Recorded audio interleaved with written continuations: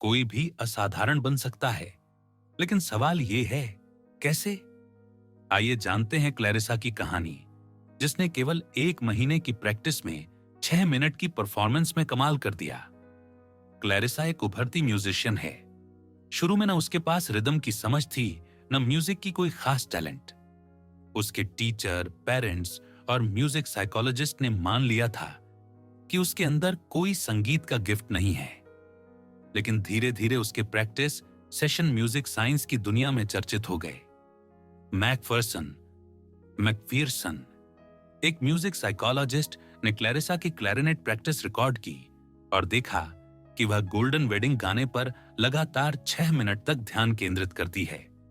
हर note को बजाने के बाद वह म्यूजिक शीट पर लौटती, अपने हाथों की स्थिति और धुन को ध्यान से जांचती और फिर वही प्रोसेस दोहराती जब तक कि परफॉर्मेंस बिल्कुल सही ना हो।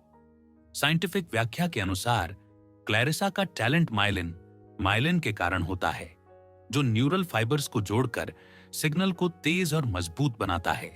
यानी थोड़ी थोड़ी लगातार प्रैक्टिस से भी लंबी अवधि में शानदार परिणाम मिल सकते हैं।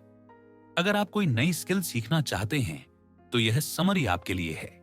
यहां आप सीखेंगे कि स्किल्स कैसे विकसित होती हैं, आपका नर्वस सिस्टम हर प्रैक्टिस को कैसे प्रोसेस करता है, टैलेंट कोड के 3 मुख्य तत्व डीप प्रैक्टिस, इग्निशन और मास्टर कोचिंग को कैसे एक साथ लागू किया जाए।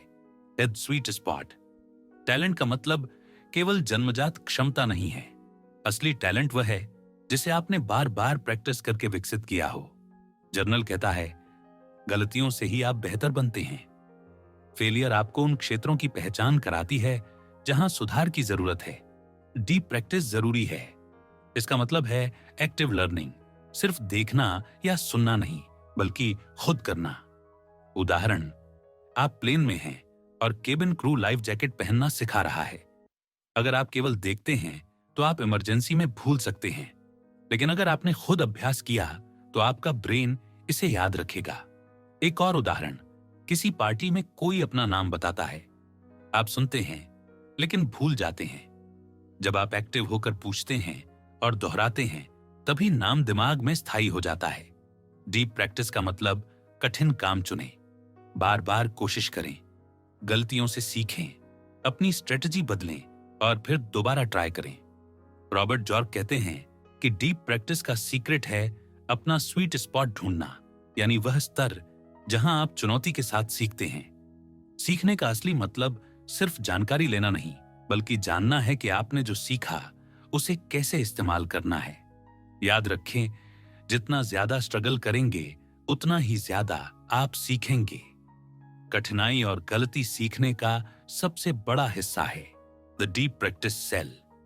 किसी भी स्किल को मास्टर करने का सबसे असरदार तरीका है टारगेटेड मिस्टेक फोकस्ड प्रैक्टिस। इसका मतलब है एक्टिव होकर अभ्यास करना, अपनी गलतियों को पहचानना, फिर से कोशिश करना और यही साइकिल बार बार दोहराना। अगर स्ट्रगल करना पड़े तो फिक्र मत करो, पूरे जुनून और डेडिकेशन के साथ प्रैक्टिस जारी रखो। किसी भी स्किल को डेवलप करने के लिए समय और एनर्जी दोनों चाहिए।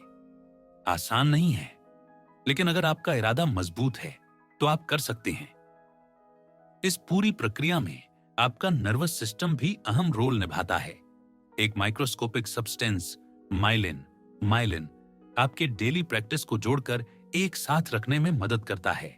ये ऐसे काम करता है, जब आप चलना सीखते हैं तो आपका ब्रेन नर्व फाइबर्स को सिग्नल भेजता है।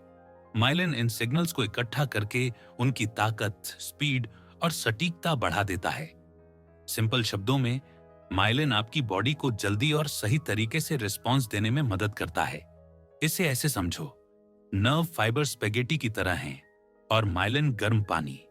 जब आप स्पेगेटी को बिना तेल डाले उबालते हो तो वे आपस में चिपक कर मोटा धागा बन जाते हैं।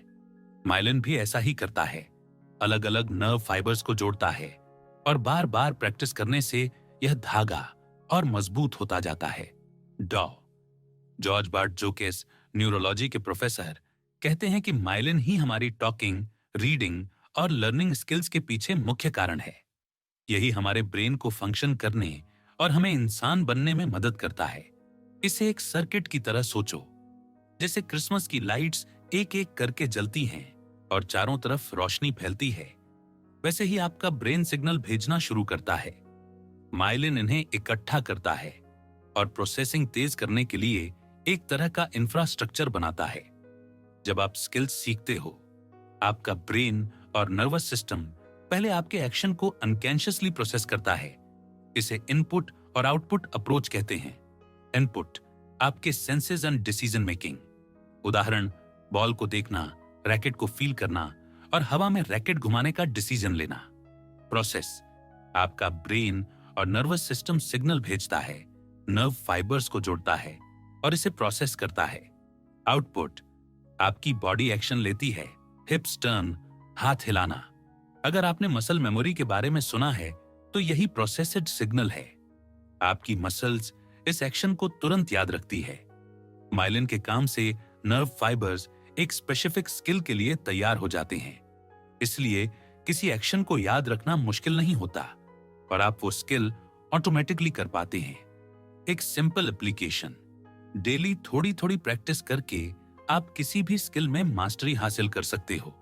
धीरे धीरे फाउंडेशन बनता है, प्रोग्रेस मॉनिटर होती है, रिजल्ट कंपेयर होते हैं और आउटपुट सुधरता है। ये सब फीडबैक लूप के जरिए होता है। The 3 rules of deep practice.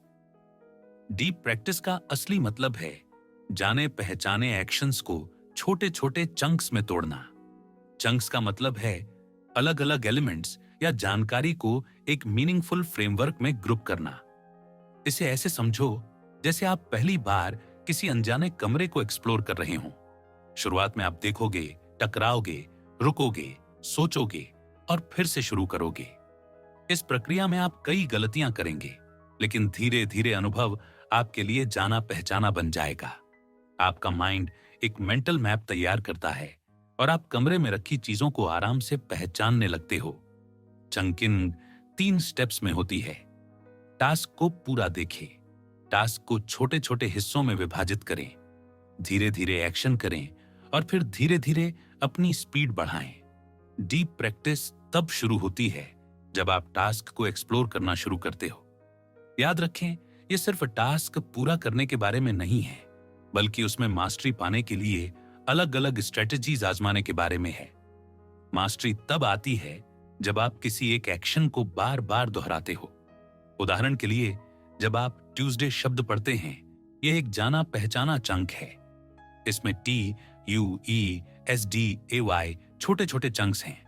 इन्हें जोड़कर नए शब्द बनाना आसान होता है। जैसे माउंट एवरेस्ट पढ़ते समय कई लेटर्स पहले से आपके लिए पहचानने योग्य होते हैं। नए लेटर्स MONV सीखकर आप भविष्य में नए शब्द बनाने में इन्हें इस्तेमाल कर सकते हैं। सिंपल शब्दों में, आपने रीडिंग स्किल्स को चंक्स की पैकिंग और अनपैकिंग के जरिए सीखा है। आप पैटर्न देखते हैं, उन्हें पहचानते हैं और जरूरत पड़ने पर कॉम्बाइन या बिखेर देते हैं। डीप प्रैक्टिस का एक और रूप है इमिटेशन। इसका मतलब है किसी को या किसी चीज को मॉडल के रूप में लेना। आप खुद को ऐसी सिचुएशन में रखते हैं जहां आप मॉडल की तरह ही परफॉर्म करते हैं। यह अनकॉन्शियसली भी हो सकता है। उदाहरण के लिए, कैरोलिन साई, एक 8 साल की टेनिस प्लेयर, अपनी उम्र के प्लेयर्स में टॉप मानी जाती है। उसके पास एक्सीलेंट स्किल्स हैं, लेकिन एक हाथ वाला बैकहैंड उसे बाकी खिलाड़ियों से अलग बनाता है। कैरोलिन ने टेनिस चैंपियन रॉजर फेडरर की सिग्नेचर स्ट्रेटजी बार बार देखी। उसने अनजाने में उनकी तकनीक को अपने गेम में इमिटेट कर लिया। इस तरह ऑब्जर्व, अप्लाई, प्रैक्टिस, रिपीट के चक्र से कैरोलिन ने अपना एक हाथ वाला बैकहैंड सीख लिया। समय के साथ उसकी स्किल्स बेहतर होती गईं और फेडरर का इन्फ्लुएंस इसमें महत्वपूर्ण योगदान था। Primal cues, ignition. डीप प्रैक्टिस समय, एनर्जी, पैशन और कमिटमेंट मांगती है, लेकिन अगर आप मोटिवेटेड नहीं हैं तो ये चीजें अंदर से नहीं आएंगी। यही वजह है कि इग्निशन का रोल बहुत अहम है। इग्निशन वो फ्यूल है जो आपको डीप प्रैक्टिस जारी रखने की एनर्जी देता है। डीप प्रैक्टिस खुद आपकी एनर्जी को प्रोग्रेस के लिए यूज करता है। इग्निशन आपको लॉन्ग टर्म में टिकने वाली मोटिवेशन देता है। उदाहरण के लिए माइंडसेट, अगर वो कर सकते हैं तो मैं भी कर सकता हूं। Oxford medical student Roger banister पहले रनर थे जिन्होंने 1 माइल 4 मिनट से कम में पूरी की। यह एक ऐतिहासिक अचीवमेंट बनी और अन्य रनर्स के लिए मोटिवेशन बन गई। कुछ हफ्तों बाद ऑस्ट्रेलियन रनर जॉन लैंडी ने उनका रिकॉर्ड तोड़ा। फिर 17 और रनर्स ने भी यही किया। यह घटना इग्नाइटेड मोटिवेशन का बेहतरीन उदाहरण है। 4 मिनट की माइल ने दूसरों को क्लियर सिग्नल दिया कि वे भी कर सकते हैं। इग्निशन का मतलब है ऐसे सिग्नल्स और फोर्स जो आपको आगे बढ़ने के लिए पुश करते हैं। एक और तरीका है अपने आइडियल फ्यूचर सेल्फ को विजुअलाइज करना। जब आप किसी एक्सीलेंट परफॉर्मर को देखते हैं तो आप भी उनके जैसे बनना चाहते हैं। वापस क्लैरिसा की स्टोरी पर आते हैं। वह यंग म्यूजिशियन थी जिसके बारे में हमने इंट्रोडक्शन में बताया। उसकी टीचर ने उसे the golden wedding classic version सिखाया, लेकिन लेसन ठीक से नहीं हो रहा था। फिर टीचर ने उसका गाना जैज वर्जन बजाया। कुछ अद्भुत हुआ। क्लैरिसा को जैज वर्जन बेहद पसंद आया और उसने इसे अपने क्लारिनेट के साथ बजाने के लिए खुद को इंस्पायर पाया। उसने गाने में गहरा इमोशन फील किया और खुद को एक परफॉर्मर के तौर पर देखा। यही इग्निशन था, अचानक जागी इच्छा जो पूरे पैशन के साथ प्रैक्टिस करने के लिए मोटिवेट करती है।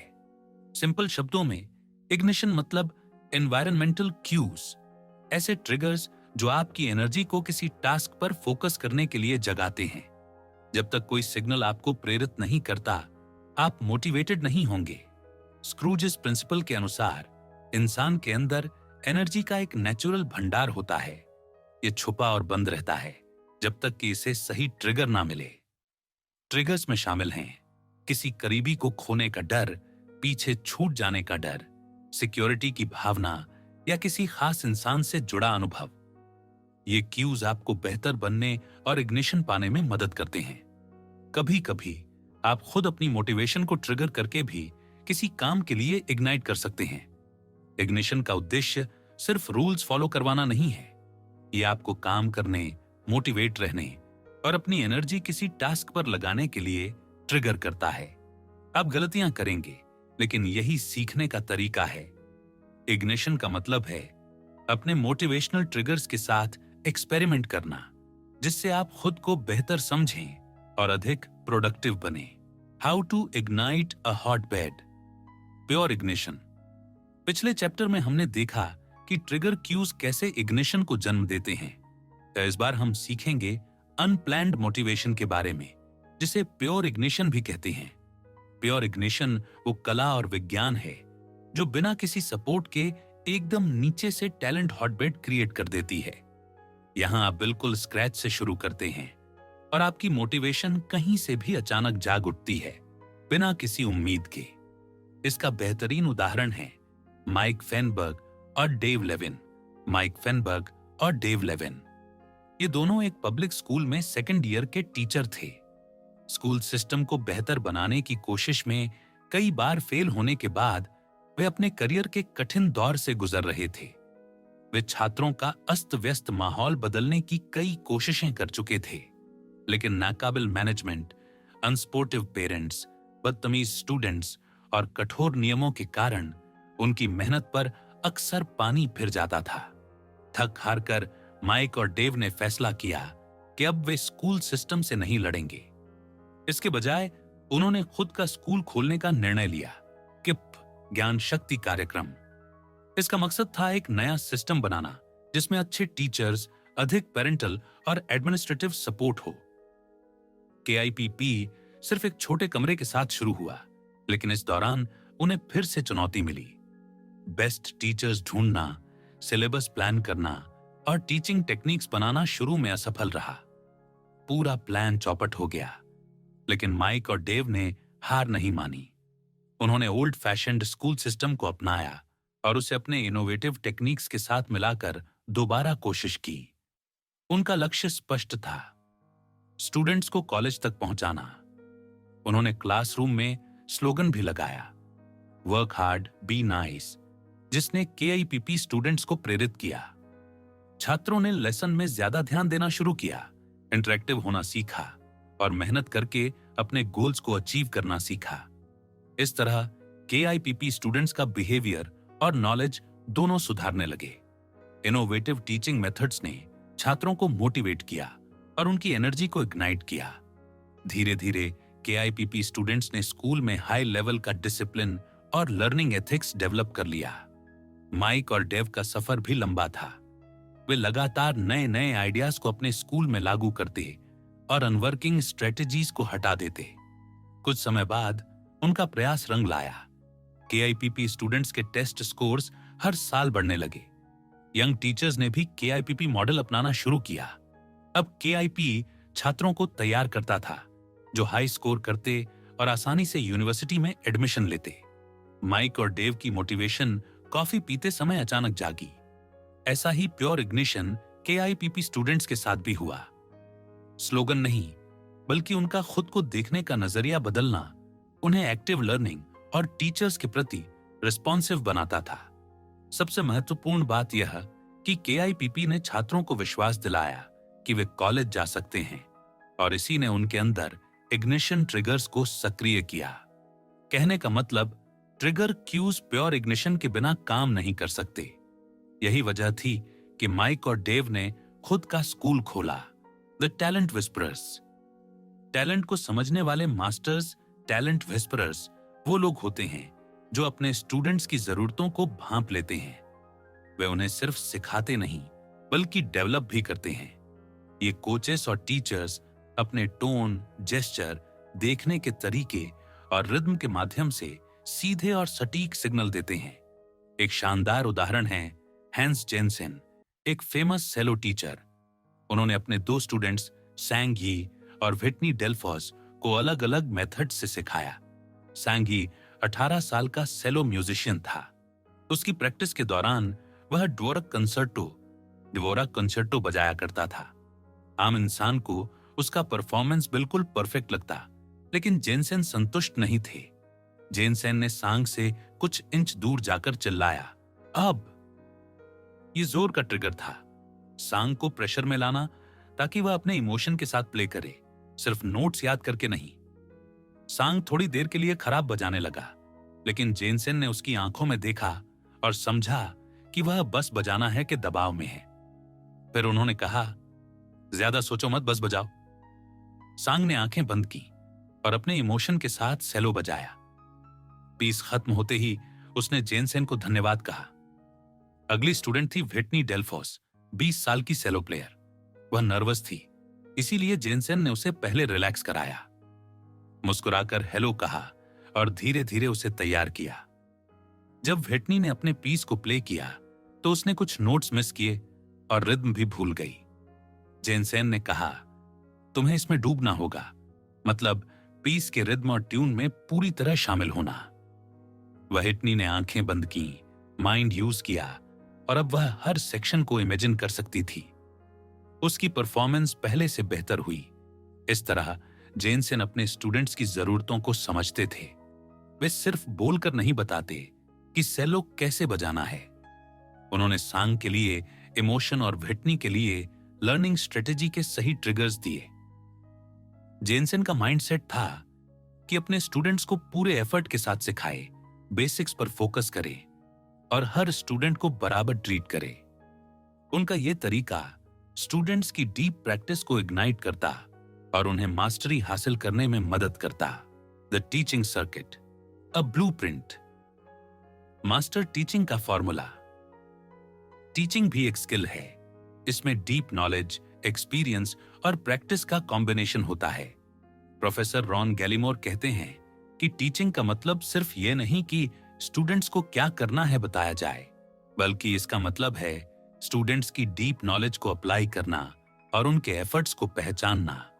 ग्रेट टीचर्स अपनी नॉलेज का इस्तेमाल स्टूडेंट्स को कनेक्ट करने और उन्हें मास्टरी अचीव करने में मदद करने के लिए करते हैं। वे राइट सिग्नल्स भेजते हैं जो स्टूडेंट्स के पोटेंशियल को इग्नाइट करते हैं और उनकी ग्रोथ को फ्यूल देते हैं। टीचिंग में अक्सर कोचिंग का इस्तेमाल होता है। यह लंबी और गहरी बातचीत होती है। इससे टीचर्स और स्टूडेंट्स दोनों को एक दूसरे की कैपेबिलिटी समझने का मौका मिलता है। एक बार यह सेटअप तैयार हो जाए तो टीचर बातचीत को शेयर्ड गोल की तरफ ले जाता है। उन्हें स्टूडेंट की स्वीट स्पॉट एबिलिटी मिल जाती है और वे राइट सिग्नल्स देना शुरू कर देते हैं। मास्टर कोच के टीचिंग मेथड के 4 गुण। 1. मैट्रिक्स। मैट्रिक्स मैट्रिक्स का मतलब है एक सेटिंग में अलग नॉलेज, एक्सपीरियंस और प्रैक्टिस को अप्लाई करना। मास्टर कोच अपनी डीप नॉलेज को ग्रिड स्ट्रक्चर में तैयार करते हैं। वे स्टूडेंट्स की जरूरत के हिसाब से सही मटेरियल यूज करने को रेडी रहते हैं। दूसरी परसेप्टिवनेस मास्टर कोच अपनी आंखों को कैमरा की तरह ट्रेन करते हैं। वे स्टूडेंट्स को ऑब्जर्व करके उनकी ताकत और कमजोरियों को पहचानते हैं, फिर अपनी कम्युनिकेशन को कस्टमाइज करते हैं ताकि वह स्टूडेंट की एबिलिटी के अनुसार फिट हो सके। 3. GPS reflex coach command step by step देते हैं। वे कभी प्लीज, क्या तुम या क्या तुम्हें लगता है जैसे शब्दों का इस्तेमाल नहीं करते। वे कहते हैं नाउ, ऐसा करो। जैसे जीपीएस कहता है turn left, go straight, master coach भी स्टूडेंट को स्टेप बाय स्टेप गाइड करते हैं।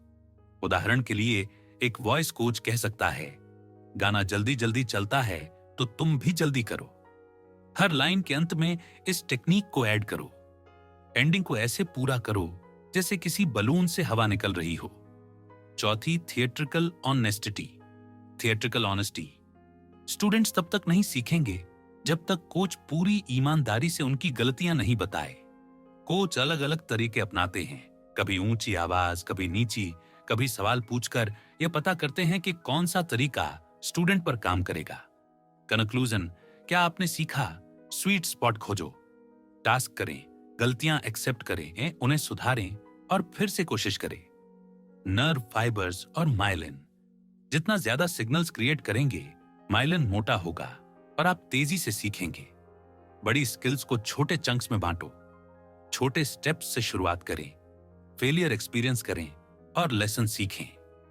मोटिवेशन ट्रिगर्स का इस्तेमाल, अगर कोई कर सकता है तो आप भी कर सकते हैं। स्पर्जन अचानक आते हैं, नए आइडियाज को नोटिस करें जो माइंड को नया क्रिएट करने के लिए फ्यूल देते हैं।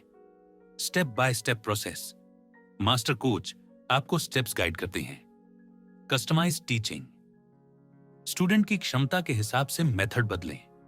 जो भी स्किल्स आप हासिल करना चाहते हैं उन्हें टैलेंट कोड्स अप्लाई करें। गलतियों से मत डरें, उनसे सीखें और लगातार प्रैक्टिस करें। राइट इग्निशन ढूंढें, अच्छे कोच की मदद लें और मीनिंगफुल काम करें।